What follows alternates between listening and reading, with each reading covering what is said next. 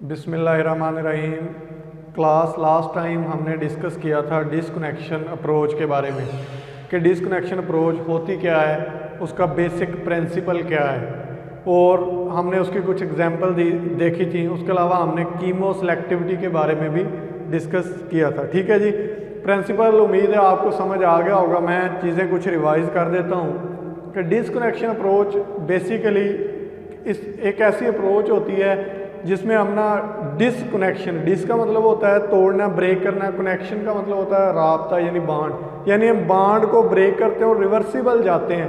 मतलब देखते हैं कि ये वाला जो बांड बना है अगर हम तोड़ दें तो इसके रीएजेंट कौन से होंगे, और वो मतलब जो आयंस हमारे जो सपोजिशन होती हैं, सपोज किए होते हैं, उनको सिंथोन्स कहते हैं। उसके अलावा हम जब एक फंक्शनल ग्रुप से दूसरे फंक्शनल ग्रुप में कन्वर्जन करते हैं तो उस दौरान जो हम चीज़ लिखते हैं उसको कहते हैं functional group inter conversion, FGI लिखते हैं। ठीक हो गया। उसके अलावा अगर हम कोई बांड तोड़ते हैं, फॉर एग्जांपल हमने कार्बन कार्बन बांड ब्रेक किया है, फंक्शनल ग्रुप नहीं ब्रेक किया, सिर्फ फंक्शनल ग्रुप जब चेंज करेंगे तो FGI लिखेंगे, और जब हम कोई बांड तोड़ेंगे तो फॉर एग्जांपल अगर हमने कार्बन कार्बन बांड तोड़ा है तो हम कार्बन कार्बन लिख के नीचे इंटर कन्वर्जन लिख देंगे। ठीक है, कार्बन कार्बन लिख के डिस्कनेक्शन। अगर हमने कार्बन ऑक्सीजन बांड तोड़ा है तो कार्बन ऑक्सीजन डिस्कनेक्शन। अगर हमने कार्बन नाइट्रोजन बांड तोड़ा है तो कार्बन नाइट्रोजन डिस्कनेक्शन लिख देंगे। ठीक हो गया। ये तो थी कुछ बेसिक डिस्कनेक्शन अप्रोच की। आज हम अपना अगला टॉपिक स्टार्ट करते हैं। ये बेसिक प्रिंसिपल मैंने आपको लास्ट टाइम करवा दिया था। आज जो हमारा आज का टॉपिक है वो है सिंथेसिस ऑफ एरोमेटिक कंपाउंड। ठीक हो गया जी। क्या हमारा टॉपिक है? Synthesis of aromatic compound. तो एरोमेटिक कंपाउंड का टॉपिक स्टार्ट करने से पहले आपको मैं ये बता दूं, सिंथेसिस ऑफ एरोमेटिक कंपाउंड के ये जो एरोमेटिक कंपाउंड होते हैं ना, इसमें जो ऑर्गेनिक एरोमेटिक कंपाउंड है, जो चीज़ जो ज़्यादातर इस्तेमाल होता है ना बार बार, वो होता है बेंजीन रिंग। क्या चीज़ इस्तेमाल होती है इसमें? Benzene ring. बेंजीन रिंग क्या है? बेंजीन रिंग 6 कार्बन होते हैं और इसमें क्या होती है? रेजोनेंस होती है इसके स्ट्रक्चर में। और ये क्या होता है? वेरी स्टेबल स्ट्रक्चर यूनिट है। क्या है ये? वेरी स्टेबल स्ट्रक्चरल यूनिट होता है। बेंजीन रिंग क्या होता है? वेरी स्टेबल स्ट्रक्चरल यूनिट होता है। ये हम एरोमेटिक सिंथेसिस पढ़ने से पहले कुछ पॉइंट्स है उनको डिस्कस कर लेते हैं। ठीक हो गया। उसके बाद हम देखते हैं कि making aromatic compound usually means making aromatic compound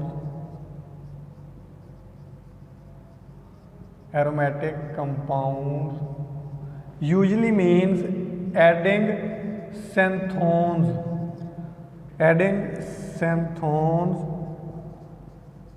to benzene ring।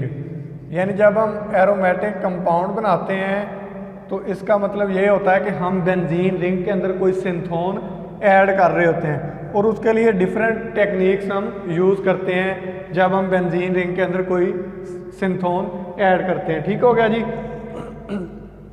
उसके अलावा इस चीज़ को समझने के लिए जो चीज़ें हमें रिकॉल करना पड़ेंगी वो मैं आपको बता देता हूँ। मैं साइड पे लिख देता हूँ कि ये चीज़ें आपने रिकॉल करनी है। हमने वो लास्ट सेमेस्टर में पढ़ी हुई हैं। आपने अपने वो बुक्स या नोट्स उठा लेने हैं और इनको पढ़ लेना है। इसमें जो पहली चीज़ थी वो थी जी electrophilic substitution reactions of aromatic compounds.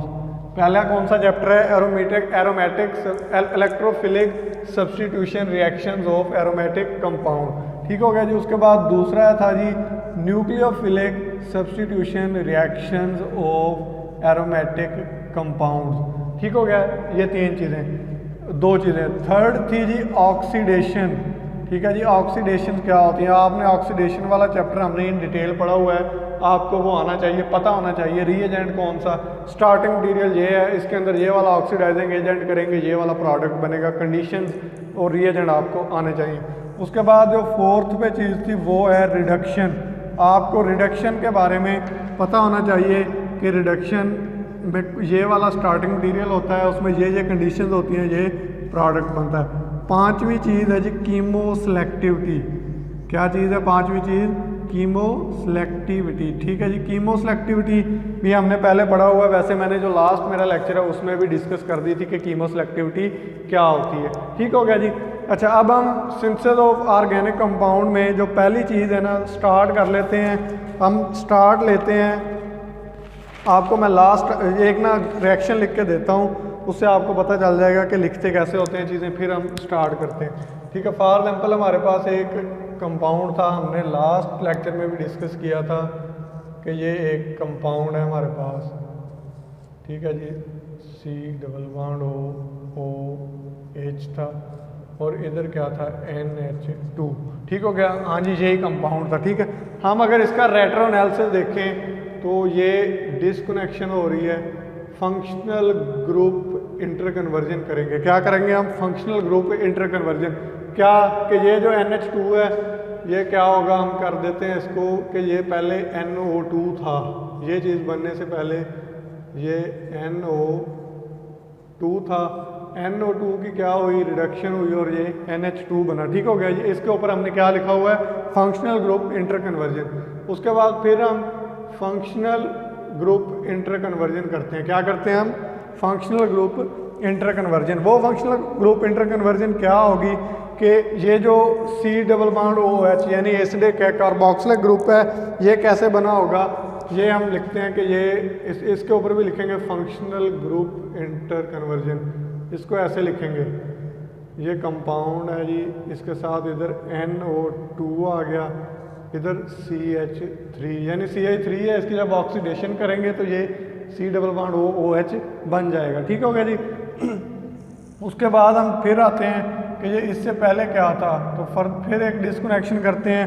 अब ये वाली जो डिस्कनेक्शन है ना, ये क्या है, ये फंक्शनल ग्रुप इंटर कन्वर्जन नहीं है। अब इसमें क्या है, कार्बन नाइट्रोजन बॉन्ड टूट रहा है। क्या हो रहा है, कार्बन, तो इसको लिखेंगे कार्बन नाइट्रोजन डिस्कनेक्शन। ठीक हो गया, साथ इधर लिख देंगे कि नाइट्रेशन, कि नाइट्रेशन का रिएक्शन हुआ होगा तो ये चीज़ बनी होगी। तो ये जो प्रोडक्ट होगा वो इस तरह से होगा इसका। ठीक होगा, ये अब स्टार्टिंग मटीरियल टॉल्यूइन है। ठीक है, ये इजीली अवेलेबल होता है। ठीक हो गया, टॉल्यूइन की हमने नाइट्रेशन करवाई तो ये बना। तो अब देखें समझने की चीज़, जहाँ हमने फंक्शनल ग्रुप चेंज किए वहाँ FGI लिखा, और जहाँ हमने कोई बांड तोड़ा तो वहाँ हमने वो बांड लिख दिया कार्बन नाइट्रोजन डिस्कनेक्शन हुई है। ठीक हो गया, ये आपको समझाने के लिए बताया कि हमने ये जो रिएक्शन लिखते हैं वो इस तरह से लिखते हैं। ठीक हो गया जी। अब अगली हेडिंग दे देनी है आपने, synthons illustrated by Friedel Craft alkylation.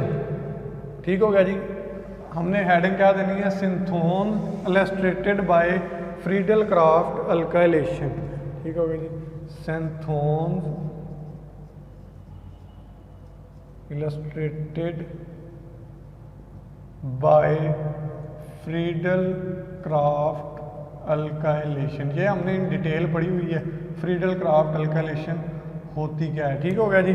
तो देखते हैं कि इसके फ्रीडल क्राफ्ट अल्काइलेशन जब करते हैं एरोमेटिक कंपाउंड को सिंथेसाइज करने के लिए, तो वो सिंथोन्स हम कैसे कैसे ले सकते हैं, कैसे होने चाहिए। ठीक है, तो उसके लिए क्या है, एक मैं स्टार्टिंग मटेरियल ले लेता हूँ तो फिर हम उसको इन डिटेल समझ लेते हैं। फॉर एग्जांपल हमारे पास ये एक मेरे पास स्टार्टिंग मटेरियल है। ठीक है जी, ये इधर OH है। ठीक हो गया, इधर ये है और एक इधर एक कार्बन। ठीक हो गया जी, ये बेंजीन रिंग है। ठीक हो गया जी, ये हमारे पास एक स्टार्टिंग मटेरियल है। अब हमने इसका पैटर्न देखना है डिस्कनेक्शन का। ठीक हो गया, ये स्टार्टिंग मटेरियल है, इसका अगर हम डिस्कनेक्शन अप्रोच देखें या हम इसका रेट्रो एनालिसिस देखें तो हमारे पास दो ऑप्शन है, कि मैं दो ऑप्शन डिस्कस करूंगा कि ये ऑप्शन हम यूज़ कर सकते हैं इसके सिंथोन्स बनाने के लिए। ठीक हो गया, तो ये जो पहला ऑप्शन है वो क्या है, वो ये है। पहला ऑप्शन इस तरह से है कि हम ये वाला बांड इधर से तोड़ दें। ठीक हो गया, क्या करें, ये वाला बांड इधर से तोड़ दें, यानी कार्बन कार्बन डिस्कनेक्शन कर दें। ठीक हो गया, तो ये जो सिंथोन होंगे वो इस तरह से होंगे। ठीक है जी, सिंथोन कैसे होंगे, ऐसे, इधर OH आ जाएगा, इधर ये ऐसे रहेगा, ये ऐसे, मतलब ये तो, और साथ CH3 पॉजिटिव।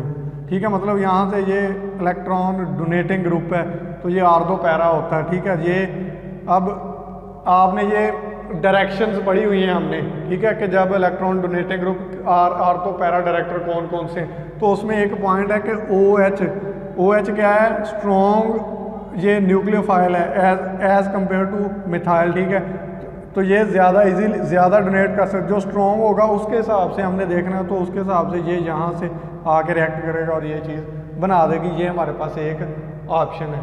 ठीक हो गया। अच्छा, उसके बाद एक दूसरा ऑप्शन है हमारे पास। दूसरा ऑप्शन क्या है, दूसरा ये है जी।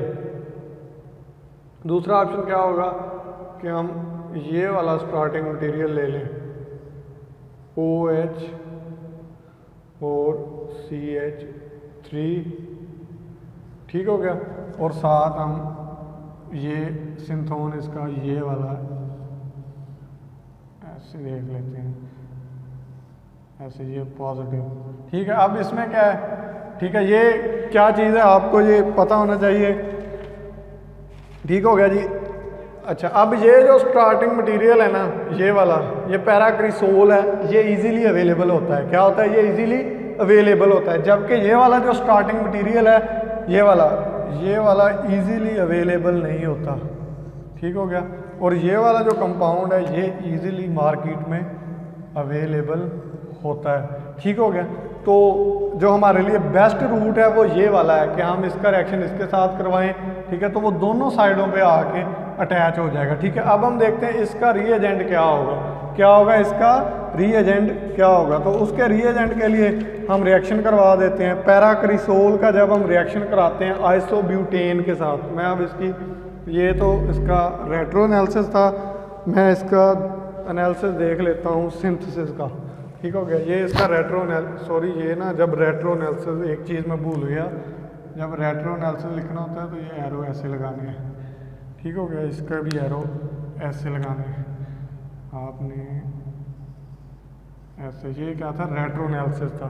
ठीक हो गया जी। अच्छा, अब इसकी हम सिंथेसिस लिखते हैं तो वो कैसे होगी, वो ऐसे सिंथेसिस के लिए हम क्या करेंगे, पैराक्रिसोल लेंगे। पैराक्रिसोल ये हमारे पास स्टार्टिंग मटेरियल है, OH साथ CH3, एक है पैराक्रिसोल, ये इजीली अवेलेबल है ये वाला रीएजेंट, और हमने ऐसा रीएजेंट लेना है जो मार्केट में इजीली अवेलेबल हो। और साथ हम इसके क्या करवाएंगे, ये प्रोटोनिक एसिड की मौजूदगी में इसका या आइसोब्यूटानोल का रिएक्शन करवाएंगे। तो ये क्या होगा, इलेक्ट्रॉन डोनेटिंग है।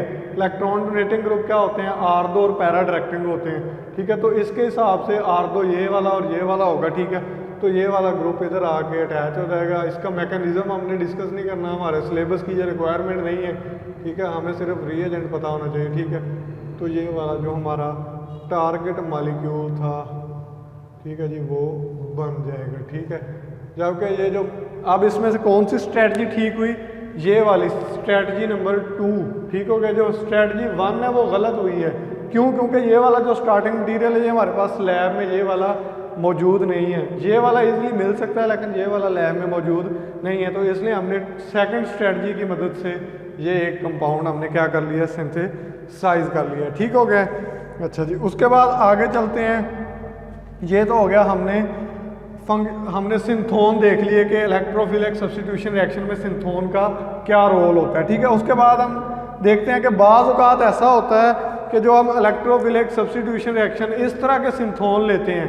ठीक है, क्या करते हैं, हम इस तरह के सिंथोन लेते हैं कि यानी डिसकनेक्शन कर देते हैं। ये वो सिंथोन है जिसमें हमने क्या किया है, बेंजीन रिंग है फॉर एग्जाम्पल हमारे पास, और उसके साथ कोई भी फंक्शनल ग्रुप लगा हुआ है। क्या लगा हुआ है, कोई भी फंक्शनल ग्रुप लगा हुआ है, हमने उसको यहाँ से तोड़ दिया है। ठीक है, और सिंपल हमने उसका इलेक्ट्रोफिलिक सब्स्टिट्यूशन रिएक्शन कर लिया। ठीक है, ये तो है कार्बन कार्बन बॉन्ड डिस्कनेक्शन। लेकिन ये जो कार्बन कार्बन बॉन्ड डिस्कनेक्शन है ना, इसका एक ड्रॉबैक है। इसका ड्रॉबैक ये है कि बाज़ औक़ात रीअरेंजमेंट हो जाती है। फॉर एग्जाम्पल ये जो हमारा कंपाउंड है ना, ये रीअरेंज हो सकता है। क्या हो सकता है, ये देखें, इधर जब देखेंगे तो ये वाला जो टर्शरी कार्बोकेटाइन है ना, ये मोर स्टेबल होता है as compare to primary carbocation. ठीक है, तो इसलिए ना हमें इसलिए हम क्या करते हैं कि एक और स्ट्रेटजी है, वो वाली स्ट्रेटजी यूज़ करते हैं, वो वाली ज़्यादा बेहतर है। उसमें क्या करते हैं, हम फंक्शनल ग्रुप इंटर कन्वर्जन करते हैं। क्या करते हैं, फंक्शनल ग्रुप इंटर कन्वर्जन के। यहाँ तो हमने कार्बन कार्बन तोड़ा, लेकिन हम ये वाले जो एरोमेटिक कंपाउंड हैं इनको फंक्शनल ग्रुप इंटर कन्वर्जन के थ्रू भी बना सकते हैं। उसकी एक एग्जांपल ले लेते हैं। एग्जांपल क्या है, हमारे पास एक कंपाउंड है जी, फॉर एग्जांपल ये एक कंपाउंड है, मैं इधर लिख रहा हूँ, इसको मिटा रहा हूँ, ठीक है जी। एक कंपाउंड लिखते हैं, फिर उसको हम समझने की कोशिश करते हैं कि ये क्या होता है, ठीक है जी। अच्छा जी, कंपाउंड कौन सा है जी, बेंजीन रिंग है एक हमारे पास, ठीक होगा जी। ये बेंजीन रिंग है और उसके साथ ये एक सब्स्टिट्यूशन लगी हुई है, ठीक हो गया जी। अब हमने इसका करते हैं हम उसी तरह से जैसे हमने पहले वाली एग्जांपल की, हम सिंपली यहाँ से तोड़ेंगे इसको, ठीक है। तो जब इसको तोड़ेंगे, इसका रेट्रो एनालिसिस करेंगे, तो इसको हम क्या नाम देंगे, कार्बन कार्बन डिस्कनेक्शन। क्या है ये, कार्बन कार्बन डिस्कनेक्शन। तो इसके जो सिंथोन्स बनेंगे वो ये इस तरह से बनेंगे, ठीक हो गया। एक तो बेंजीन रिंग होगा, ठीक है, बेंजीन रिंग के साथ जी क्या होगा, ये इस तरह से होगा जी, ये पॉजिटिव, ठीक हो गया। क्या है, ये पॉजिटिव चार्ज है, ठीक है। अब ये इसका रिएजेंट क्या होगा, इसका कोई हेलाइड होगा, रिएजेंट इसका क्या होगा, इसका रिएजेंट ऐसे कोई हेलाइड होगा यानी क्लोरीन, ठीक है। ये बेंजीन इधर अटैक करेगा, लेकिन इसमें क्या हो जाता है, रीअरेंजमेंट हो जाती है। क्या हो जाती है, रीअरेंज प्रोडक्ट बनता है, रीअरेंजमेंट हो जाती है, ठीक है। कैसे वाला, अब हम देखते हैं।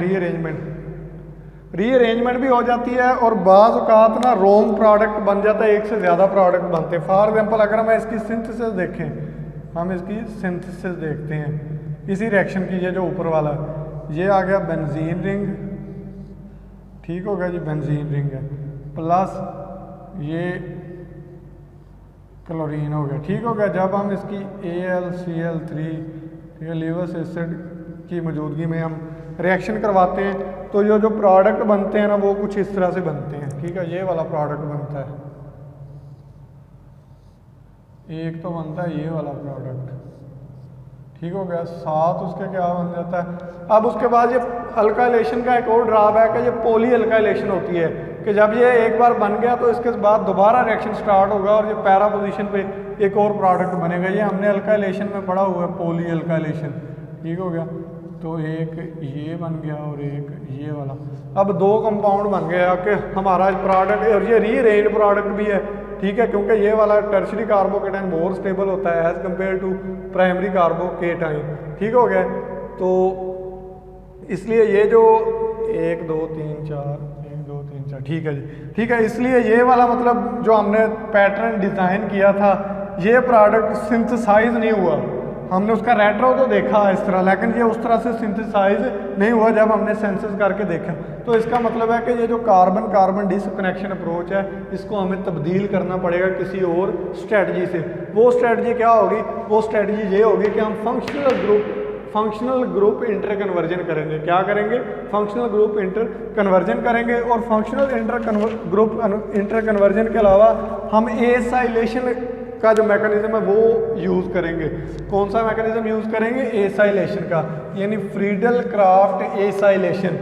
फ्रीडल क्राफ्ट अल्काइलेशन का ये ड्रॉबैक होता है कि वो पॉली अल्काइलेशन दे देता है रिएक्शन, कि वो रिएक्शन वहाँ स्टॉप नहीं होता। जबकि जो फ्रीडल क्राफ्ट एसाइलेशन है उसका ये मेथड होता है कि वो पॉली एसाइलेशन नहीं दे सकती, ठीक है। तो अब हम करते हैं इसका इंटर कन्वर्जन एनालिसिस कर लेते हैं। यही कंपाउंड है, ठीक है, मैं इसको लिख लेता हूँ, यही वाला कंपाउंड है।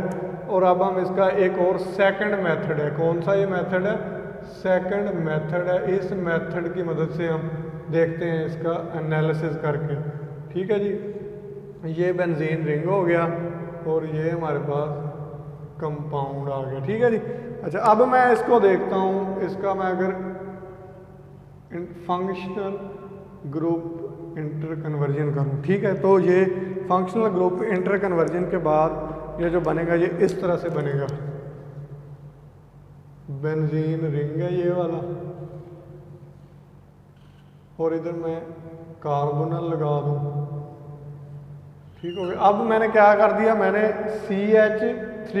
CH2 को C डबल बॉन्ड O में फंक्शनल ग्रुप इंटर कन्वर्जन इसकी कर दिए। ठीक है, अब इसके बाद ये क्या होगा, इसको अगर मैं फर्दर इसका करूं, फर्दर एनालिसिस इसका करूं, तो अब मैं इसको यहाँ से तोड़ सकता हूँ। अब मैं इसका कार्बन कार्बन डिस्कनेक्शन कर सकता हूँ। क्या कर सकता हूँ, carbon carbon disconnection. Carbon carbon disconnection करने के बाद जो प्रोडक्ट बनेगा वो ये वाला बनेगा। एक तो बेंजीन रिंग बन जाएगा, सिंथोन्स जो बनेंगे, और दूसरा सिंथोन जो ये वाला बनेगा C डबल बॉन्ड O।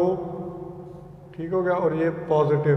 ठीक हो गया। अब इसका रिएजेंट क्या होगा, इसका रिएजेंट ये होगा, यानी C डबल बॉन्ड O, इधर साथ Cl लगा देंगे और ये इस तरह। ठीक है, ये इसका क्या होगा, रिएजेंट होगा। ठीक है, ये रिएजेंट क्या होता है, इजीली अवेलेबल होता है। ठीक है जी।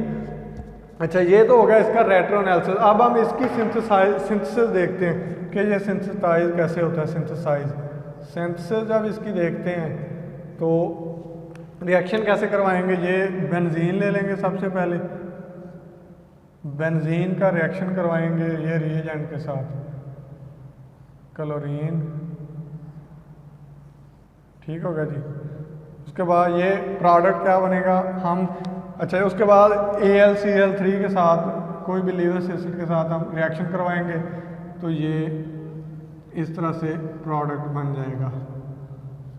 डबल बॉन्ड O, सॉरी ये ना, सॉरी ये आपने क्लोरीन इधर लिखनी है ऐसे, और ये वाला भी जो रिएजेंट होगा ना, ये क्लोरीन इधर ऐसे। ठीक है, ये आपने ज़रा करेक्शन कर लेनी है, ये मिस्टेक हो गई थी लिखने में। ठीक है, अच्छा उसके बाद ये इस तरह से बन जाएगा। ठीक है, अब उसके बाद हमने क्या करना है, इसकी हमने रिडक्शन करवानी है। रिडक्शन के लिए कंडीशन होती हैं। ठीक है, वो आपने जितनी भी रिडक्शन की कंडीशन है वो आपको आने चाहिए। जब इसकी रिडक्शन करेंगे तो ये वाला प्रोडक्ट बन जाएगा। ठीक हो गया जी। ठीक है, ये अब क्या था हमारा TM किसे कहते हैं, टारगेट मॉलिक्यूल को। TM किसे कहते हैं, टारगेट मॉलिक्यूल को। और ये हमारा जो टारगेट मॉलिक्यूल है ये वाला, ये सिंथेसाइज हो गया, लेकिन स्ट्रेटजी नंबर 2 से हुआ है। स्ट्रेटजी नंबर 1 ये कौन सी थी, ये स्ट्रेटजी 1 थी, और वो मेथड कौन सा था, 2 की मदद से सिंथेसाइज हो गया, 1 की मदद से नहीं हुआ। तो हमने ये ना सोचना होता है, आपने सोच के करना है। रेट्रो एनालिसिस का होता है आपने सोचना है चीज़ को कि अगर इस तरह से करे तो ये होगा, इस तरह से करे तो ये होगा। अब हमने दोनों तरह से सोचा और देखा कि ये जो सेकंड मेथड है ये क्या है, बेस्ट है, ये आपने देख लिया। ठीक हो गया जी। उसके बाद हम आगे चलते हैं। आपको ये कुछ चीज़ें हैं मैं बता देता हूँ, आपने ये अच्छी तरह से कर लेनी है कि इलेक्ट्रोफिलिक एरोमेटिक सब्स्टिट्यूशन जो रिएक्शन होती है ना, उसकी कुछ सिंथोन्स और रिएजेंट हैं वो कैसे बनते हैं, आपने उनको अच्छी तरह से याद कर लेना है, लिख लेना है। मैं आपको ये लिख देता हूँ। ठीक है, फिर वो आपको फर्दर काम आएंगे इसी तरह की स्ट्रेटजीज़ को यूज़ करने के लिए। ठीक है, वो मैं आपको इधर लिख के दे रहा हूँ। हेडिंग दे लेंगे इसकी, reagents for aromatic electrophilic substitution reaction. क्या हेडिंग है जी, reagents for aromatic electrophilic substitution reaction. ठीक हो गया जी। पहला क्या जी, आपने इस तरह से वो बना लेना है टेबल, एक साइड पे लिख लेना सिंथोन्स, कि सिंथोन कौन सा बनेगा, और उसका फिर रीएजेंट लिख लेना है कि रीएजेंट कौन सा होगा। ठीक हो गया जी। उसके बाद आपने रिएक्शन लिख लेना है कि रिएक्शन कौन सा होगा। ठीक है जी। उसके बाद आपने कमेंट दे देना है कि होता क्या है, ये सही है या गलत है। ठीक हो गया, कमेंट्स आपने ये। अच्छा जी, पहला सिंथोन है जी R पॉजिटिव कैसे बनेगा, कौन सा सिंथोन है जी R पॉजिटिव, तो इसका जो रिएजेंट होगा RBr, क्या होगा RBr प्लस AlCl3। ठीक हो गया, कोई लीवियस एसिड। ठीक है, ये इसका रिएजेंट होगा। रिएक्शन क्या है, फ्रीडल क्राफ्ट अल्काइलेशन है। क्या है, फ्रीडल क्राफ्ट अल्काइलेशन है। ठीक है, कमेंट बाद में डिस्कस कर लेते हैं। ठीक है जी। अच्छा, उसके बाद RCO पॉजिटिव कैसे बनता है। ठीक हो गया, ये क्या होगा RCOCl इसका रिएजेंट होगा। वैसे ये आपका अपना काम था लेकिन मैं फिर भी आपको बता रहा हूँ। ठीक है, प्लस AlCl3। आपने ये खुद चीज़ें देखनी है, एक टेबल टाइप आपने एनालिसिस करके बनाना है। ठीक हो गया, ये क्या होगा फ्रीडल क्राफ्ट एसाइलेशन, क्या होगा ये फ्रीडल क्राफ्ट एसाइलेशन होगा। ठीक हो गया जी। उसके बाद NO2 पॉजिटिव आपने कैसे ऐड करना है, NO2 पॉजिटिव ऐड करने के लिए आपको HNO3 प्लस H2SO4 का रिएक्शन करवाना पड़ेगा। ठीक हो गया जी। ये क्या होता है, नाइट्रेशन है, रिएक्शन का नाम क्या है, नाइट्रेशन है। ठीक हो गया जी। उसके बाद आपने ऐड करना है Cl पॉजिटिव, क्या ऐड करना है, आपका सिंथोन क्या है, Cl पॉजिटिव है, उसके लिए जो रिएक्शन होगा वो होगा Cl2 प्लस FeCl3। ठीक है, रिएक्शन क्या होगा, क्लोरीनेशन, क्या होगा, क्लोरीनेशन। ठीक हो गया। ये हमने इन डिटेल पढ़ी हुई हैं चीज़ें, आपको ये करवाई हुई हैं, मैं सिर्फ रिकॉल करवा रहा हूँ। Br पॉजिटिव क्या होगा जी, Br के लिए होगा Br2 प्लस FeBr2। ठीक हो गया, Br2 प्लस 3 FeBr3। ठीक है, ये इस तरह से, ये क्या होगा, ब्रोमिनेशन होगा। रिएक्शन क्या है, ये ब्रोमिनेशन है रिएक्शन। ठीक हो गया जी। उसी तरह से आपने सल्फोनेशन और डाईएजो कपलिंग भी हो जाती है, मैं डाईएजो कपलिंग का रिएक्शन लिख देता हूँ, बाकी सल्फोनेशन आपने कर लेना है। ArN2 positive. ठीक हो गया जी। इसके लिए ArNH2 प्लस HONO रिएक्शन कौन सा है, डाईएजो कपलिंग। ठीक हो गया जी। तो ये कुछ रिएक्शंस हैं, ये जो यूज़ होते हैं रिएजेंट्स के तौर पे एरोमेटिक इलेक्ट्रोफिलिक सब्स्टिट्यूशन रिएक्शन में। तो अब हम कमेंट दे देते हैं। जो पहला हमने रिएक्शन लिखा है R पॉजिटिव सिंथोन का, ये गुड होता है फॉर टर्शरी अल्काइल के लिए। अगर आपने सेकेंडरी अल्काइल बनाना है तो आपको ROH यानी कोई अल्कोहल यूज़ करनी पड़ेगी या कोई अल्कीन और उसकी प्रोटोनेशन करवानी पड़ेगी। उसके बाद RCO पॉजिटिव वाला एसाइलेशन है, ये वेरी जनरल होता है। नाइट्रेशन वेरी विग्रस होती है। Chlorination other Lewis acid used to, आप दूसरे लीवर्स एसिड भी यूज़ कर सकते हो। ब्रोमिनेशन में भी दूसरे लीवर एसिड यूज़ कर सकते हो। उसके बाद डाईएजो कपलिंग में product is ArN double bond NAR, इसका जो प्रोडक्ट होता है ना वो होता है AR1N double bond NAR2। AR क्या है, ये ग्रुप है। ठीक हो गया, जो उसका सब्स्टिट्यूशन लगी हुई है। ठीक है, तो ये सारा कुछ आज हमने जो डिस्कस कर लिया है बच्चे, ये था मतलब ये जो हमने डिस्कस कर लिया, ये डिस्कनेक्शन अप्रोच में सिंथेसिस ऑफ एरोमेटिक कंपाउंड है, उसमें हमने इलेक्ट्रोफिलिक सब्स्टिट्यूशन रिएक्शन के बारे में डिस्कस कर लिया है कि वो किस तरह से इसमें अपनी मतलब रोल अदा करते हैं डिस्कनेक्शन में, और किस तरह से हम स्ट्रेटजीज़ को यूज़ कर सकते हैं। इसके कुछ न्यूमेरिकल होंगे, एग्जांपल्स होंगी, वो मैं आपको ग्रुप में सेंड कर दूंगा। आपने उनकी प्रैक्टिस करनी है, न्यूमेरिकल टाइप क्वेश्चन है, आपने उस पर सोचना है कैसे करना है। नेक्स्ट जो होगा वो हम न्यूक्लियोफिलिक सब्स्टिट्यूशन के बारे में डिस्कस करेंगे, तो आपने इसको अच्छी तरह से इनकी प्रैक्टिस करनी है। ठीक है जी, थैंक यू, अल्लाह हाफिज़।